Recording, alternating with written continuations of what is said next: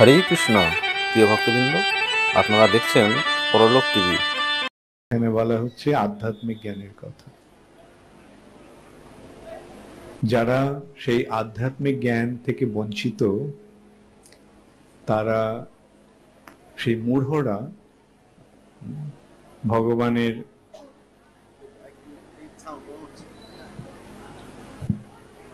হরে কৃষ্ণ। আপনারা সকলে শুনতে পাচ্ছেন? আচ্ছা, এটা তোমার ইকোটা কমিয়ে দাও, ইকো দিও না।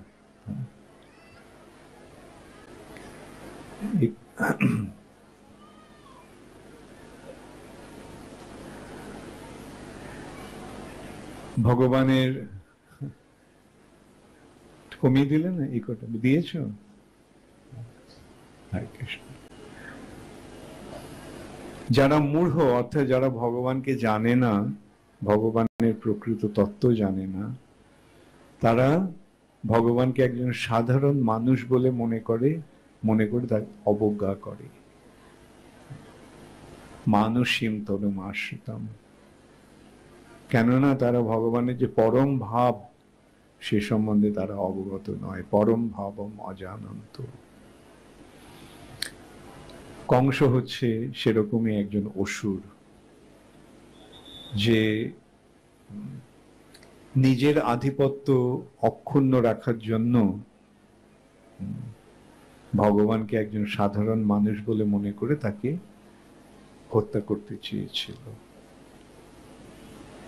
কংস যখন জানতে পারল যে কৃষ্ণের জন্ম হয়ে গেছে, কৃষ্ণ এসে গেছে, যার হাতে তার মৃত্যু হবে সে এসে গেছে, সে ভেবেছিল যে দেবকীর অষ্টম গর্ভের সন্তান তাকে হত্যা করবে। কিন্তু অষ্টম গর্ভের সন্তান কংস কাকে দেখলো? যোগমায়াকে দেখল।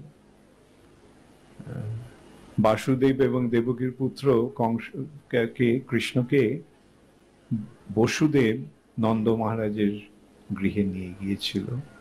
আর নন্দ মহারাজের পত্নী যশোদার যে একটি কন্যা জন্মগ্রহণ করেছিল, সেই কন্যাটিকে নিয়ে আসে।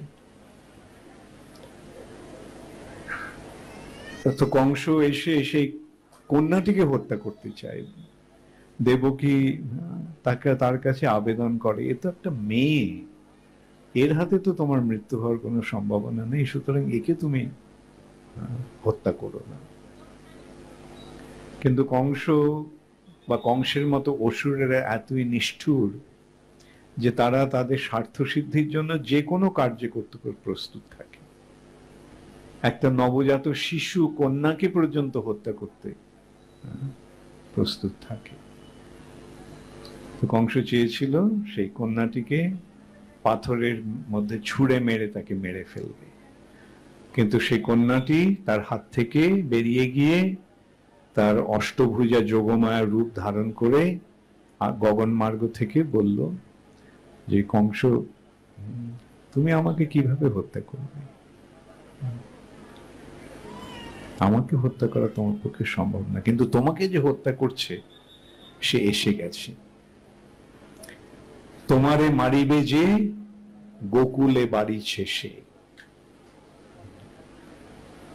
তখন কংস কি করলো? সমস্ত 7 দিনের মধ্যে যে সমস্ত শিশুদের জন্ম হয়েছিল, সে সমস্ত শিশুদের মেরে ফেলার নির্দেশ দিল। কত নিষ্ঠুর! তারা নিজের কার্যসিদ্ধির জন্য, নিজেকে বাঁচিয়ে রাখার জন্য, তারা শত শত সহস্র সহস্র শিশুকে হত্যা করতেও তারা পিছপা হয় না। কিন্তু যখন পুতনা কৃষ্ণকে মারতে গেল, তখন কি হলো? পুতনার প্রাণনাশ হয়ে গেল। পুতনা এসেছিল 7 দিনের শিশু কৃষ্ণকে বিষ খাইয়ে মেরে ফেলার জন্য। তার স্তনে বিষ মাখিয়ে এসে সে একটা অপূর্ব সুন্দরী রূপ ধারণ করে কৃষ্ণকে কোলে নিয়ে তার স্তন দান করেছিল। কৃষ্ণ সেই স্তন গ্রহণ করেছিল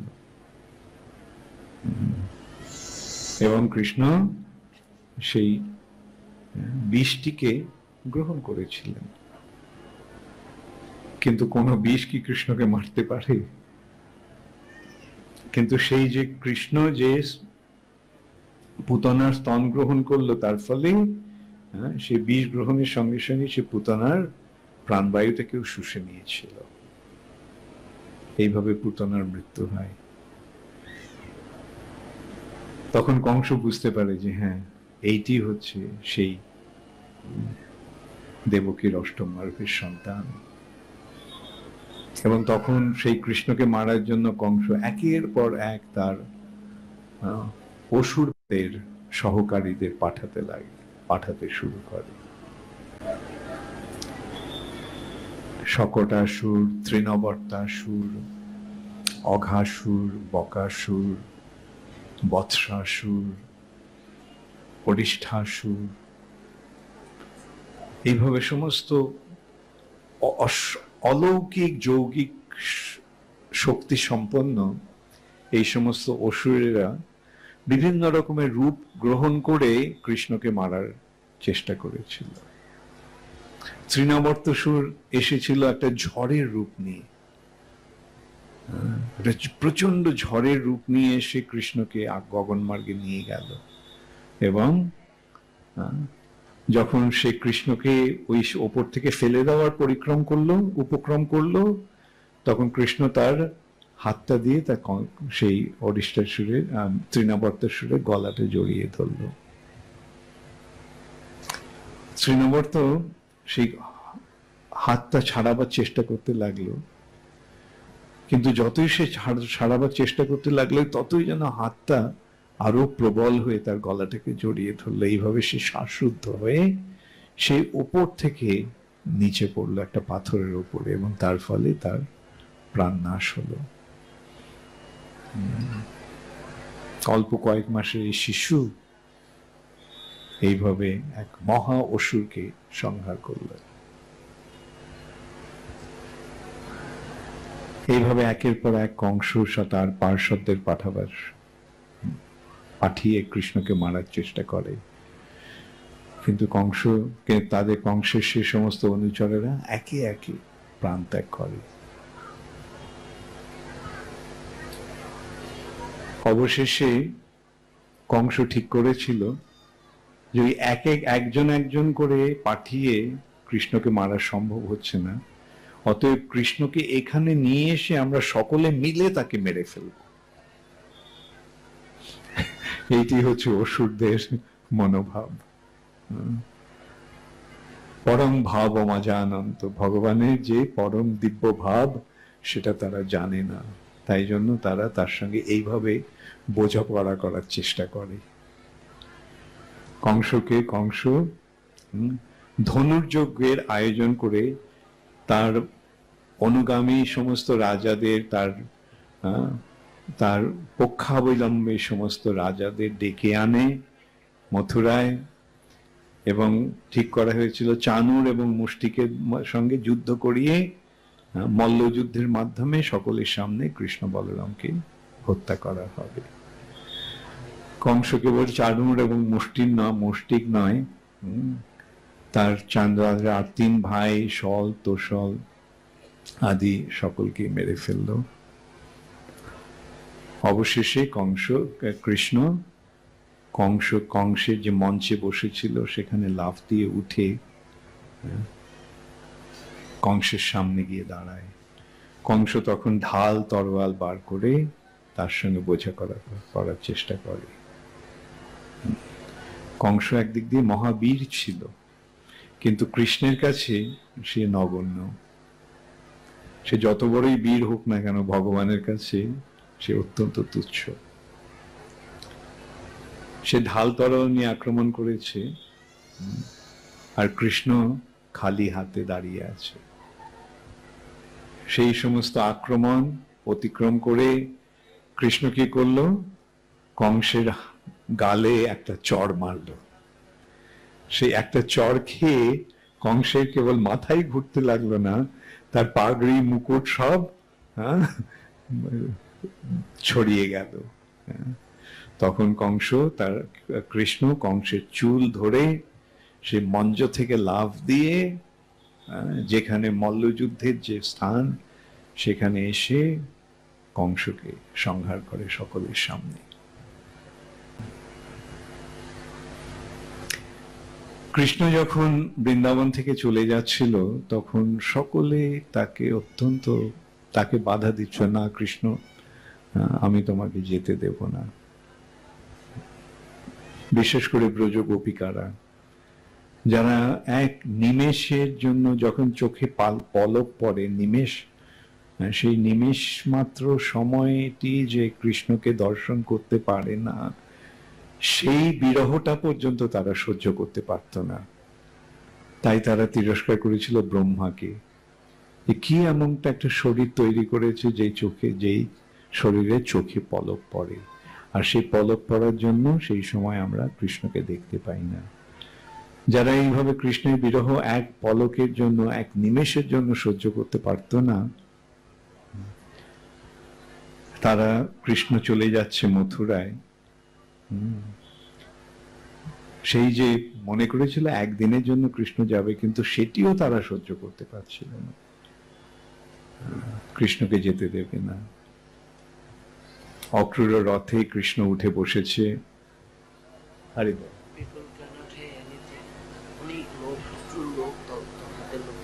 তা আমরা কি করবো এখানে, মাইকে যদি ব্যবস্থা না থাকে? আপনারা সকলে শুনতে পাচ্ছেন যারা পেছনে দাঁড়িয়ে আছেন? হ্যাঁ কি না? আচ্ছা, তাহলে হ্যাঁ হলে তো শুনতে পাচ্ছে সকলে।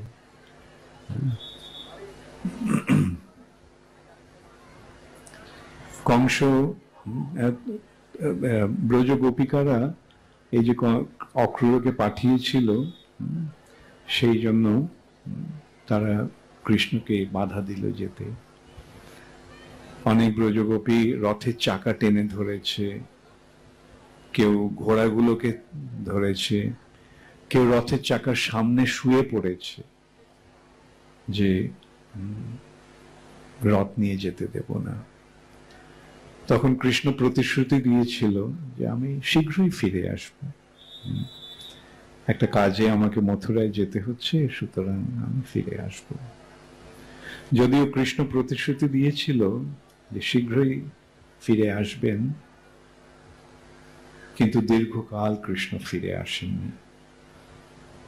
যখন কৃষ্ণ মথুরায় গেল, কংসকে হত্যা করার পরে উগ্রসেন, বসুদেব, দেবকী এরা সকলে কারারুদ্ধ হয়েছিল, কারাগারে বন্দী ছিল।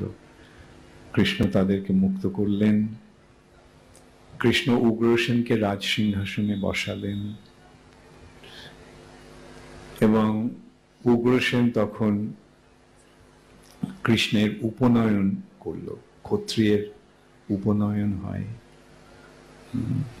সে উপনয়নের পরে স্থির হলো তাহলে তো বেদ অধ্যয়ন করতে হবে, বিদ্যাভ্যাস করতে হবে, পড়াশোনা করতে হবে। তাই কৃষ্ণ গেলেন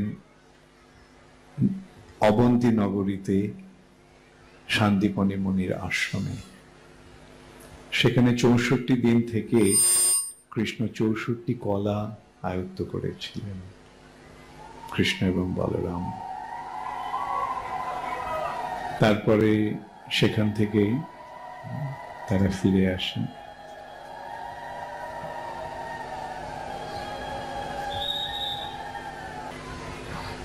কৃষ্ণ অবন্তী থেকে যখন মথুরায় ফিরে এলো, তখন উগ্রসেন অনুরোধ করলেন যে এখন তো জরাসন্ধ, যে ছিল কংসের কংসের শ্বশুর, এবং কংসের বন্ধু যারা ছিল তারা তো আক্রমণ করবে। এখন এই আক্রমণকে তো প্রতিহত করার ক্ষমতা নেই, সৈন্য সামন্ত যা ছিল সব কংসের, ওরা তো চলে গেছে। তাই কৃষ্ণকে অনুরোধ করা হলো। কৃষ্ণ থেকে গেলেন। ইতিমধ্যে জরাসন্ধ 17 বার আক্রমণ করলো মথুরা, এবং 17 বারই কৃষ্ণ বলরাম তাকে পরাস্ত করল। 23 অক্ষৌহিনী সৈন্য নিয়ে সে আক্রমণ করেছিল এক একবার, এবং প্রতিবার এই সমস্ত সৈন্যদের সংহার করেও জরাসন্ধকে জীবিত রেখেছিল কৃষ্ণ এবং তাকে ছেড়ে দিয়েছিল। 18 বারের বার যখন আক্রমণ হয় তখন জরাসন্ধ আর কালযবন প্রায় একসঙ্গে আক্রমণ করে। সেই আক্রমণের প্রভাবটি বুঝতে পেরে শ্রীকৃষ্ণ দ্বারকায় মথুরাবাসীদের স্থানান্তরিত করলেন। সমুদ্রের মাঝখানে একটা দ্বীপ, এবং সেই দ্বীপে একটা নগরী স্থাপন হলো। বিশ্বকর্মা রাতারাতি একটা নগরী তৈরি করলেন এবং সেখানে সমস্ত মথুরাবাসীদের রাত্রের মধ্যেই যোগমায়ার প্রভাবে কৃষ্ণ স্থানান্তরিত করলেন। এইভাবে মথুরা থেকে দ্বারকায় স্থানান্তরিত হলো। এইভাবে একের পর এক নানা কাজে লিপ্ত থাকার ফলে কৃষ্ণ আর বৃন্দাবনে ফিরে যেতে পারেননি। এইভাবে 100 বছর অতিক্রান্ত হয়ে গেল, 100 বছর কেটে গেল, কৃষ্ণ ফিরে এলেন না বৃন্দাবনে।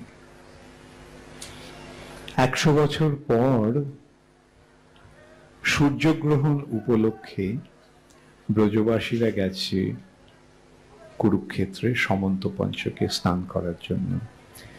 এটা ভারতের একটা চিরাচরিত প্রথা। সূর্যগ্রহণ উপলক্ষে মানুষ সমন্ত পঞ্চকে কুরুক্ষেত্রে স্নান করতে যায়, এবং সেই উপলক্ষে কৃষ্ণ বলরামও গেছেন সেখানে। সূর্যগ্রহণ হয়ে গেছে, সমন্ত পঞ্চকে স্নান হয়ে গেছে। পরের দিন যখন সকলে ফিরে যাওয়ার উদ্যোগ করছে, তখন ব্রজবাসীরা খবর পেল যে কৃষ্ণ সেখানে এসেছেন, কৃষ্ণ সেখানে আছেন। শোনা মাত্রই তারা সকলে ছুটে গেছে কৃষ্ণকে দর্শন করার জন্য। 100 বছর অদর্শনের পর আবার তারা কৃষ্ণকে দর্শন করতে পারছেন। তখন কৃষ্ণ রথে উঠে গেছেন, তিনিও যাওয়ার উদ্যোগ করছেন। সঙ্গে রয়েছে বলরাম আর বোন সুভদ্রা। ব্রজবাসীদের দেখে কৃষ্ণ যে এক অনির্বচনীয় আনন্দ অনুভব করলেন, তার ফলে তার মুখটি এক অপূর্ব সুন্দর হাসিতে উদ্ভাসিত হলো। তার চোখ দুটি পূর্ণ বিকশিত পদ্মের মতো প্রস্ফুটিত হলো এবং তার হাত দুটি প্রসারিত হলো সেই ব্রজবাসীদের আলিঙ্গন করার জন্য। সেইটি হচ্ছে জগন্নাথের এই রূপ। আর শ্রীমতী রাধারানীর কৃষ্ণকে এইভাবে দেখে, রাধা যদিও এতদিন পরে কৃষ্ণের দর্শন পেলেন, কিন্তু রাধারানীর মন ভরল না। রাধারানীর মনে হলো, এ তো সেই কৃষ্ণ নয়। আমাদের যে কৃষ্ণ, যাকে আমরা বৃন্দাবনের বনে, যমুনার তীরে, যার সঙ্গ আমরা লাভ করতাম, সেই কৃষ্ণের মাথায় তো ময়ূরের পাখা, আর এর মাথায় রাজমুকুট। সেই কৃষ্ণের পরনে পীতবাস, আর এর পরনে রাজ পোশাক। সেই কৃষ্ণের হাতে বাঁশি, আর এই কৃষ্ণের হাতে অস্ত্র। সেই কৃষ্ণের গলায় বনফুলের মালা, আর এই কৃষ্ণের গলায় রত্নহার। আর এছাড়া এই যে পরিবেশ, এখানে কত কোলাহল, সৈনিকদের অস্ত্রের সংস্পর্শ, অস্ত্রের আওয়াজ উঠছে, ঝনঝন শব্দ উঠছে, হাতিদের, ঘোড়াদের রেশারব, হচ্ছে, কত লোক, এত কোলাহল। রাধারানীর মনে হলো এই কৃষ্ণকে তো আমি, এ তো আমাদের কৃষ্ণ নয়। তখন রাধারানীর মনোভাব বুঝতে পেরে ব্রজবাসীরা কৃষ্ণকে বৃন্দাবনে নিয়ে যেতে স্থির করলেন। তারা ঘোড়া সহ রথ ধরে, রথটিকে টানতে টানতে তারা নিয়ে চললেন বৃন্দাবনে। এইটি হচ্ছে রথযাত্রার অনুষ্ঠান, এবং এইটি হচ্ছে শ্রীকৃষ্ণের জগন্নাথ রূপ। জগন্নাথ যে কৃষ্ণ, সে সম্বন্ধে তো কারো মনে কোনো সংশয় থাকতে পারে না। সঙ্গে বলরাম রয়েছে, সুভদ্রা রয়েছে, তাহলে নিশ্চয়ই এই জগন্নাথই হচ্ছেন শ্রীকৃষ্ণ। কিন্তু এই কৃষ্ণ হচ্ছেন দ্বারকেশ কৃষ্ণ, বাসুদেব কৃষ্ণ, দ্বারকার কৃষ্ণ। আর এই দ্বারকার কৃষ্ণ কুরুক্ষেত্রে ব্রজবাসীদের সঙ্গে মিলিত হওয়ার ফলে তিনি ব্যাকুল হয়ে উঠেছেন বৃন্দাবনে ফিরে যাওয়ার জন্য, ব্যাকুল হয়েছেন সেই ভক্তদের সান্নিধ্য লাভের জন্য, সঙ্গ লাভের জন্য।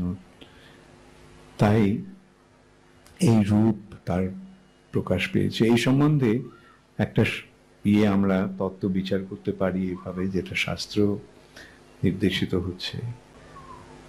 আমাদের জড় দেহ রয়েছে, তার উপরে রয়েছে সূক্ষ্ম জড় দেহ, স্থূল জড় দেহ এইটি, আমাদের এই দেহটি স্থূল জড় দেহ। এর ওপরে রয়েছে আমাদের সূক্ষ্ম জড় দেহ, যেটা মন, বুদ্ধি এবং অহংকার দিয়ে তৈরি, এবং তারও ঊর্ধ্বে রয়েছে আমাদের চিন্ময় শরীর। আমরা দেখতে পাই যখন আমাদের কোনো আবেগ হয়, যেমন যখন রাগ হয় তখন তার প্রকাশটা আমাদের মুখে প্রকাশ পায়, তাই নয় কি? আমাদের যখন আনন্দ হয় সেই ভাবটাও আমাদের মধ্যে প্রকাশ পায়। কিন্তু এই জড় দেহের প্রকাশটা, জড় দেহের পরিবর্তনটা খুব সীমিত, যেহেতু এটা জড়। কিন্তু সূক্ষ্ম দেহটা আরো বেশি করে প্রভাবিত হয়। যেমন যে যখন ক্রোধ হয় তখন আমাদের মনের অবস্থাটা কিরকম হয়, মন একটা রূপ ধারণ করে। আমাদের যখন আনন্দ হয় তখন আমাদের মন আরেকটা রূপ গ্রহণ করে। যেমন যেন আনন্দের ফলে আমাদের মন বা সূক্ষ্ম দেহটা নাচতে থাকে। হৃদয় আমার নাচে রে আজিকে, ময়ূরের মতো নাচে রে, সেটা আনন্দের প্রকাশ। তেমনি যখন ভয় হয় তখন মনটা আরেক রকম ভাবে প্রভাবিত হয়। ঠিক তেমনি ভগবানের যে চিন্ময় শরীর, তার আবেগের ফলে তার রূপটাও ওই রকম ভাবে পরিবর্তিত হয়, এবং সেটা, সেই পরিবর্তনটা আমাদের এই স্থূল শরীরের পরিপ্রেক্ষিতে বিচার নয়। স্থূল শরীরের যে পরিবর্তন, ওটা অত্যন্ত সীমিত। তাই ভগবানের এই যে ভক্তের সঙ্গে মিলিত হওয়ার যে আনন্দ, সেই আনন্দ রূপ হচ্ছে জগন্নাথ। কৃষ্ণ যখন ভক্তের সঙ্গ লাভের আনন্দে আনন্দিত হন, তখন তার এই হাত দুটি প্রসারিত হয় এবং তিনি ভক্তকে আলিঙ্গন করতে চান, এবং তার সেই রূপটি হচ্ছে জগন্নাথের। ঠিক তেমনি ভগবানের ক্রোধান্বিত রূপ হচ্ছে নৃসিংহদেব। ভগবান যখন ক্রোধান্বিত হন, সেই ক্রোধের বশে ভগবানের রূপটি একটা বিশেষ রূপ ধারণ করে, এবং সেটি হচ্ছে নৃসিংহদেব রূপ। এইভাবে ভগবানের বিভিন্ন আবেগের প্রভাবে ভগবানের বিভিন্ন রূপ এইভাবে হচ্ছে।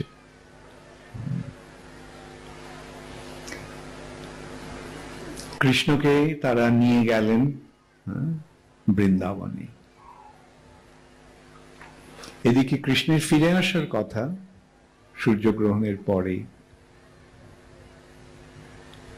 কিন্তু কৃষ্ণ ফিরে এলো না। 3 দিন অতিক্রান্ত হয়ে গেল, কৃষ্ণ ফিরে এলো না। যখন এই কারণটা কেন কৃষ্ণ ফিরল না, কি হলো, সেটা যখন জানতে সকলে উদ্গ্রীব হয়ে উঠেছে, তখন খবর পাওয়া গেল যে ব্রজবাসীরা কৃষ্ণকে চুরি করে নিয়ে গেছে। কুরুক্ষেত্রে সূর্যগ্রহণের পরে কৃষ্ণ ফিরে আসছিল, কিন্তু ব্রজবাসীরা কৃষ্ণকে চুরি করে নিয়ে চলে গেছে। সঙ্গে বলরামকেও চুরি করেছে এবং সুভদ্রাকেও চুরি করেছে।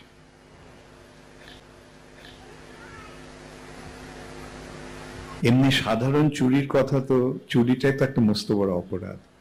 আর যদি মানুষ চুরি হয়, তাহলে সেটা কিরকম অপরাধ। আর এটা আবার কিরকম চুরি, রাজকুমারকে চুরি করে নিয়ে গেছে, একটা অত্যন্ত গর্হিত অপরাধ। যেমন ধরো ছেলে ধরা হয় না, ছেলে ধরা, যারা বাচ্চা ছেলেদের চুরি করে নিয়ে যায়, এখন তারা ধরা পড়লে তাদের কিরকম দণ্ড দেওয়া হয়, কেন এটা একটা মস্ত বড় অপরাধ। আর এখানে রাজকুমারকে চুরি করে নিয়ে গেছে। রুক্মিণী দেবী অত্যন্ত ক্রোধান্বিত হয়ে ঠিক করলেন এদেরকে দণ্ড দিতে হবে। তাই তিনি সৈন্য সামন্ত নিয়ে এসে বৃন্দাবনকে ঘেরাও করলেন। ব্রজবাসীদের বন্দী করা হলো, দণ্ড দেওয়া হবে। এখন দণ্ড দেওয়ার আগে তো বিচার করতে হবে, বিচার না করে তো দণ্ড দেওয়া যায় না। সেই যে বিচার হলো, সেই বিচারে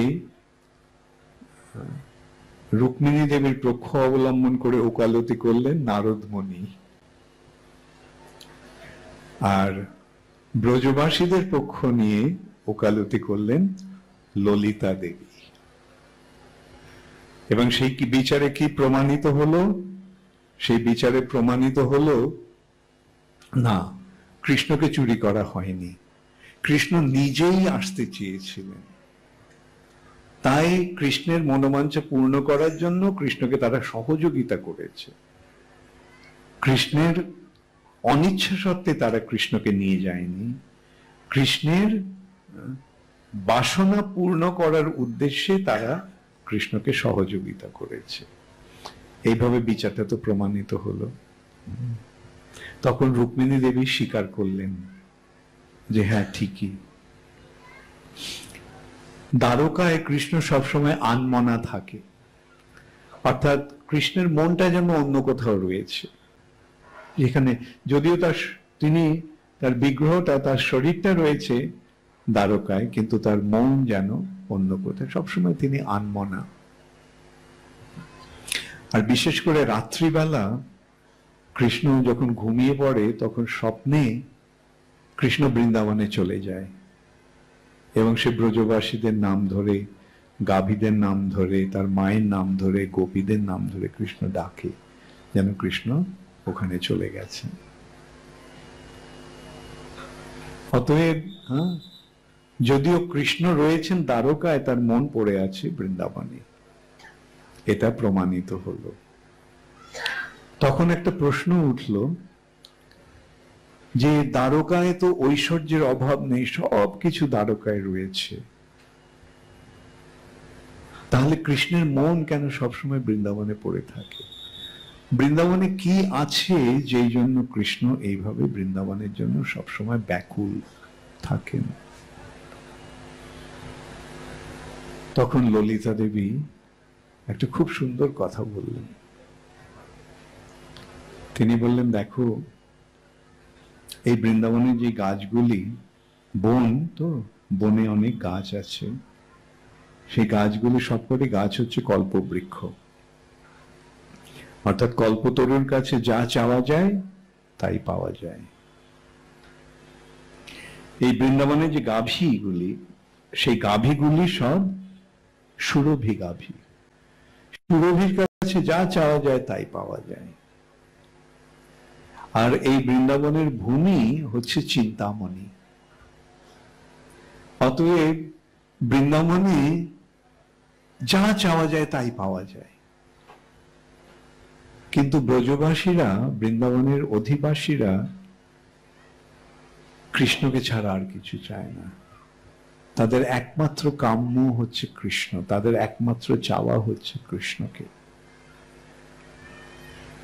তাই যদিও বৃন্দাবনের সমস্ত ঐশ্বর্যের সমস্ত সম্ভাবনা রয়েছে, কিন্তু ব্রজবাসীরা যেহেতু কৃষ্ণকে ছাড়া আর কিছু চায় না, তাই কৃষ্ণ তাদের সেই প্রেমের প্রতিদান দিতে পারেন না। কৃষ্ণ বলেন ন পারয়ে অহম। তিনি বলছেন ব্রজগোপিকাদের যে তোমরা যেভাবে আমাকে ভালোবাসা দিচ্ছ, সেই ঋণ আমি কোনোদিনও শোধ করতে পারবো না। ভগবান বলছেন যে তোমাদের এই ভালোবাসার প্রতিদান দিতে আমি অক্ষম। এই অতএব বৃন্দাবনের বৈশিষ্ট্য কি? বৃন্দাবনের বৈশিষ্ট্য হচ্ছে কৃষ্ণ প্রেম, এবং সেই কৃষ্ণ প্রেমের কাছে ঐশ্বর্য তুচ্ছ হয়ে গেছে। এইভাবে প্রমাণিত হলো বৃন্দাবনের স্থিতি দ্বারকারও ঊর্ধ্বে, বৈকুণ্ঠের ঊর্ধ্বে। বৈকুণ্ঠের চরম সীমা হচ্ছে দ্বারকা, সেখানে সমস্ত ঐশ্বর্য প্রকাশিত হয়েছে। কিন্তু সেই ঐশ্বর্যকে শিথিল, ঐশ্বর্যকে অতিক্রম করে যে বৃন্দাবন, সেখানে কেবল প্রেমই রয়েছে, সে ছাড়া আর কিছু নেই। তা সে ছাড়া আর তারা কিছু চায় না। তাই বৃন্দাবনের বনে শ্রীকৃষ্ণ গাভী চড়াচ্ছেন, আর সেই গাভী চড়াবার ছলে তিনি ব্রজবাসীদের সঙ্গে তার প্রেমের আদান প্রদান করছেন। এবং এইভাবে বৃন্দাবনে শ্রীকৃষ্ণের যে লীলা, সেটি উপভোগ করার জন্য কৃষ্ণ সর্বদা লালায়িত। এইভাবে হেরা পঞ্চমীর দিন যে লীলা বিলাস হয়েছিল, তার মাধ্যমে বৃন্দাবনের বৈশিষ্ট্য আমরা জানতে পারি। এছাড়া আমাদের শাস্ত্র গ্রন্থের মাধ্যমে, শিল প্রভুপাদের গ্রন্থাবলীর মাধ্যমে,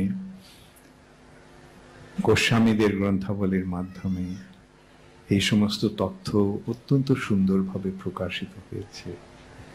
আর সেই ব্রজ প্রেম, সেই বৃন্দাবনের প্রেম প্রদান করার জন্য শ্রীকৃষ্ণ এসেছেন শ্রীকৃষ্ণ চৈতন্য মহাপ্রভু রূপে।